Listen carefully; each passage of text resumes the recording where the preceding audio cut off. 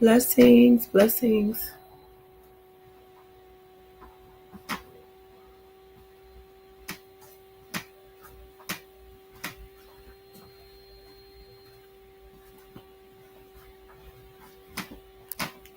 don't see your names yet, but we thank you so much for chiming in with us on today. We won't be on long tonight. I just can't afford to go weeks without talking to you all. And last week was not really a good week for me health wise, but we thank God for life. It hasn't been the greatest of days, but we are alive and able to talk about it. We've been talking about bouncing between the thoughts of or the topics of love and self care and being able to accept our part in things that we find wrong with our lives. Most time you hear people say, well, I only did that because so and so or because this and that happened, but sometimes we have to recognize that we played a part in some of the things that went wrong. Everybody just wasn't out to get us one day. There were some things that we did um, that we don't care to really like focus on in these days and times, but to have to realize that ultimately that's still a part of what made you who you are. We say all the time that we are not our past, we are not our uh, past traumas, but sometimes we go forward and we forget to leave the past behind where it's supposed to be. The problem is we move forward, but we don't let go. And it doesn't make sense to move forward if you're not going to let go, because then that means that you're traveling with the same baggage to the next location and we're expecting something different. So if you haven't let anything go that you had in the last chapter, why would you think that something good or something positive will come out of the next chapter if you bring in the old belongings with you?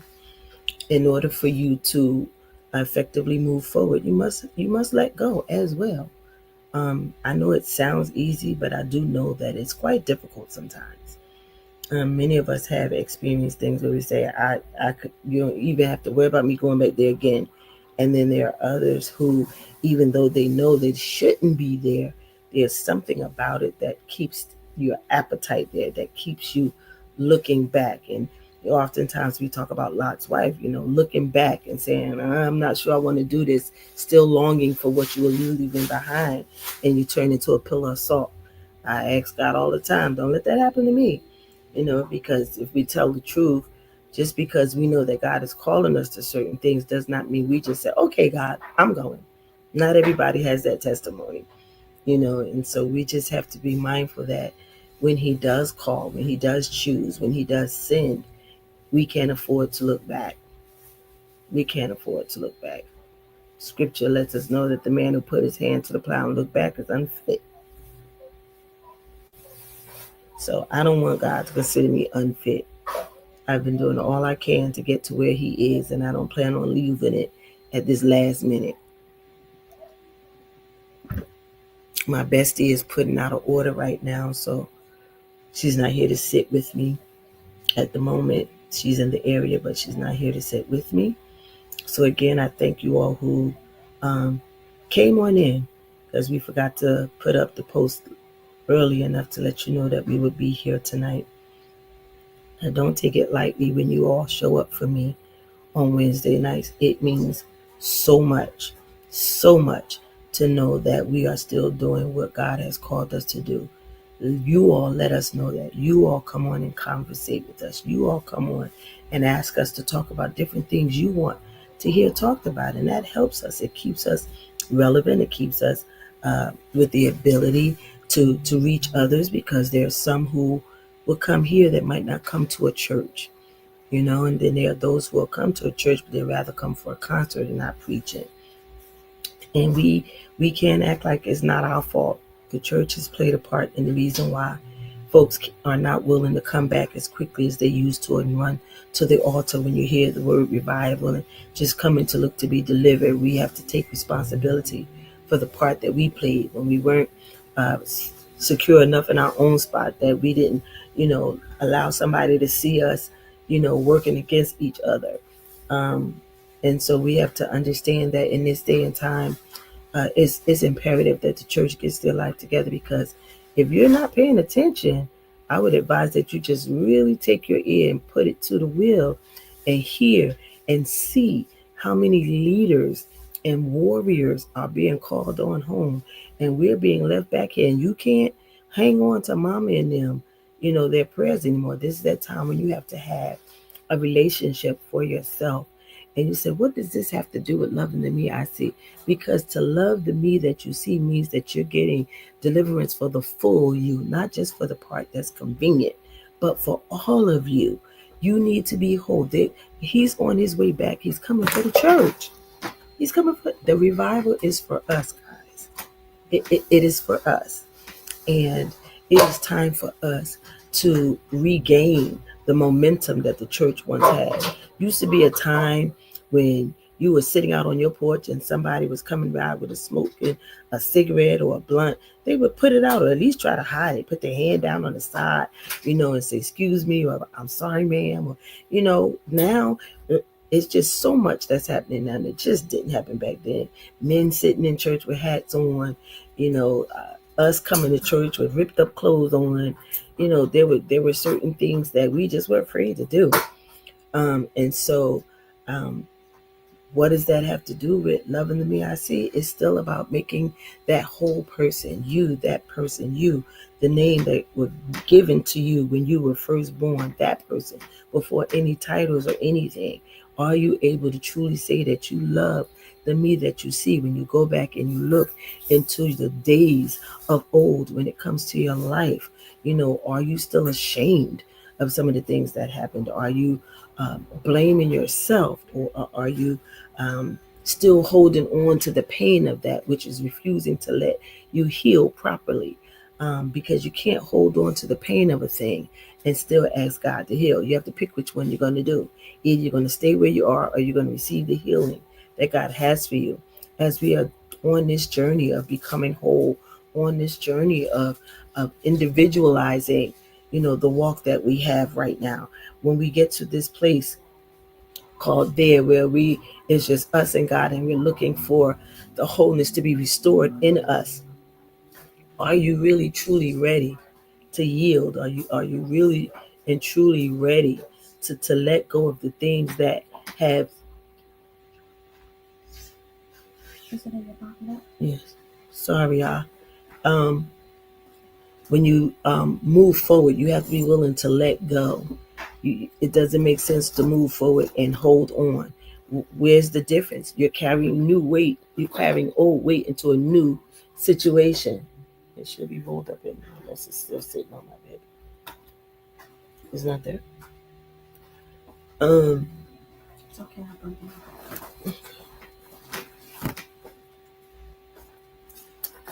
So when we are saying that we want something different, what are we doing different to cause that difference? I don't know. It's sitting on the edge of my bed. What are we doing different to change what's happening in us, with us, through us, for us? We say that we want to be whole, but how can that be if we're not willing to do what it takes? Many of us, we say this is what we want to see, this is how we see ourselves in this many years, and this is what we want God to do for us. What is it that we're doing for God that's helping it to become an easier flight for us? As we get closer to that time, there's going to be so much that happens, and if we are not whole, if we are not secure, if we're not firm in our beliefs, if we are not steadfast in what we're doing, it's going to take us out of here. And what sense would it make to spend all of this time going through and persevering, and just to lose it at the end because we refuse to let go? We refuse. And what does that mean? Sometimes letting go simply is forgiveness. Once you forgive it and mean it, once you forgive and mean it, you will feel the lifting of the weight. You will feel the difference in who you are. Forgiveness is a mandate. It's not an option. Forgiveness is a mandate. It is not an option. It is something that we must do if we call ourselves going to this place called heaven. And I'm telling you, that I have been in this way too long to go to hell from the church. And even if it means loving the me I see and tearing it down, rebuilding the walls. Some of us have walls that are built on the wrong things. We have the wrong kind of plaster or cement that's connecting us together. We're not getting that part that's sturdy enough to hold us against the winds of time and the winds of tribulations and trials. We just don't have what it takes. We didn't stay still long enough for the cement to dry. We just heard something, we didn't agree with something, and we hopped over to the next porch, and because we saw that their brick was getting a little higher than ours, but they didn't realize what it took for that to get there. They just saw that it was bigger and better, and that's where I want to be. And that's where most of us find ourselves these days. We're going to church for the wrong reason. We're going looking for titles. We're going looking for our man. We're going looking for our woman. We're supposed to be going there to look to be with God. Yes, to congregate one with the other, because the Bible does say, forsake not the assembling of yourselves together in the congregation. And so we understand that it's necessary, but our intentions must be pure. Hey, Sister Tori, our intentions must be pure. So in this hour, as I'm considering, like, what am I going to talk about tonight, on loving the me I see, and when I do talk, well, is it going to be relevant to now? Many of us are dying in silence. We're suffering in silence because we don't know who we can trust in this time of go through. A lot of people talk about Job, and I try to stay away from him, but I always think about him when it comes to what do you do when the very people who know you better than yourselves are the ones who are now putting you down or accusing you. Job's friends, his 3 friends, not a whole entourage, his 3 friends, his best friends, that have been with him almost all his life, that has seen the things that God has done, has seen the things that this young man has done, and how he never strayed away from his faith, now come to a time when they say, you had to do something wrong. Ain't no way you could tell me this is, getting God's glory. Ain't no way. What did you do? What did your parents do? What sin was caused to make this thing happen to you? And we have those kind of people in our lives too. As long as things are going in a way that you're pacifying them, or you're serving them, or you're giving of yourself and then some unto them, they have no problem. But soon as you run dry and it looks like all things that were positive are now negative, not considering the fact that they were a part of it, now they want to look and see what negative they can find. Not your enemies, but your friends. And so is it easy for you to continue to love on yourself while these kind of negative conversations are coming your way? Where do you find yourself right now? Where do you find yourself right now when you sit back and consider who's in your circle right now and who's in your inner circle, and what things you're experiencing right now, and how are they responding? How are they reacting to what you're going through right now? Have you ever considered doing that? Sometimes that alone can help you. Sometimes that alone can help you understand what's going on. Sorry, guys. 1 second. Here's my. Go back. So that's what, I've been thinking about these days. Just like, God, what is it that I can do different? I don't want to ever get stagnant or get stuck in one place that I can't realize that it's time to do something different. Maybe I need to change my posture. Maybe I need to change my disposition. Maybe I needed to go back to the altar, return to my first love, seek him like I did when I first got saved. So anxious to get to the altar, couldn't wait for altar call. Just wanted to have that opportunity to cry out to God.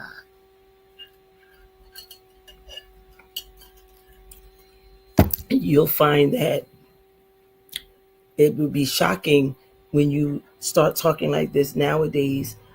Even those who know you, even those who have grown up with you and understand that your love for God is sincere. Um, in this hour, we just don't have people that's willing to stick by you regardless. We just don't. We just don't. It's sad, and I don't know. I just, as I'm going through in my body these months, um, and dealing with God has seen fit to allow to come my way. I don't blame the devil because there are certain things that God does for his glory. And it has not changed my desire to worship. It has definitely intensified my desire to worship and be in that place with him at all times because it is what's saving my life. Even though I don't like what I'm going through, I don't like how it feels, I don't like what it keeps me from doing, I don't like um, um, having the ability to speak into the lives of others and then still say, God, well, what's up? You know, and in those hours, I don't question God like, who are you? I question him like, you sure I was the one that you felt could go through this? Because, yeah, I'm almost at the point where I can't wait till it's over. But I believe in everything within me that God is still in control, that God is monitoring everything. He is letting the enemy know what he can and cannot do with me. And so rather than complain, I've been trying to line up and go along with it because we do better walking with God than fighting against him.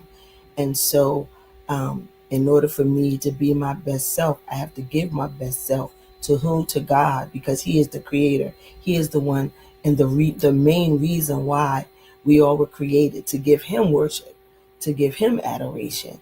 And so as we're doing this, there's certain things that we must go through in order to prove that. And for me, it's getting to be uncomfortable, and I said to someone the other day that, I'm just tired. Oh, I was in the doctor's office and I said, I'm tired. And the doctor just looked at me. I said, I'm just tired.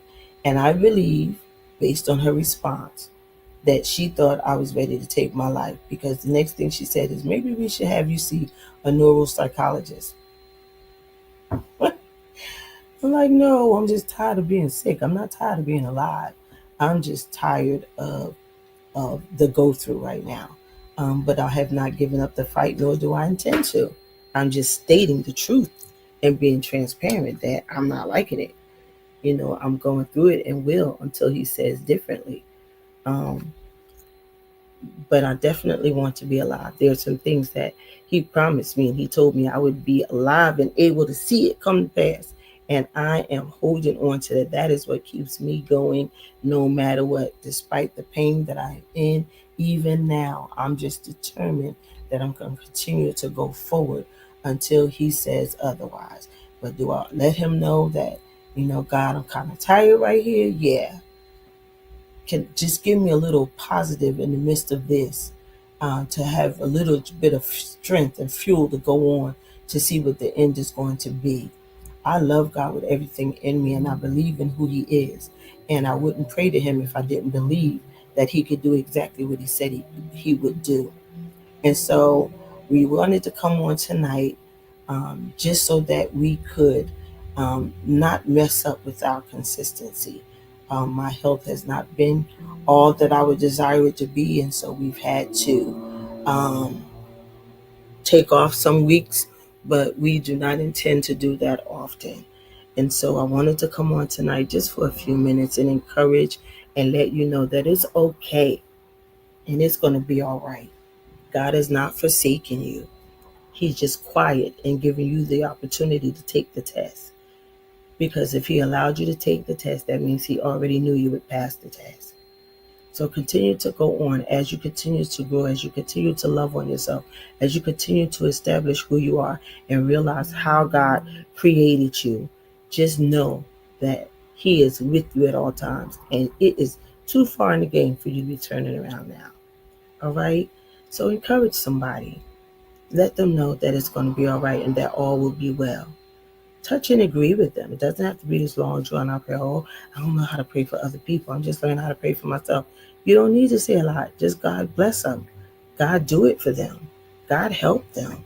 God keep us. God strengthen us. In Jesus' name. You know, just ask and watch what God does. Okay? And so if you don't remember anything else I said tonight, remember that God loves you. He believes in you. And all he asks is that you do the same. Love him and believe in him and watch what he does. Until next week, guys. Love you so much.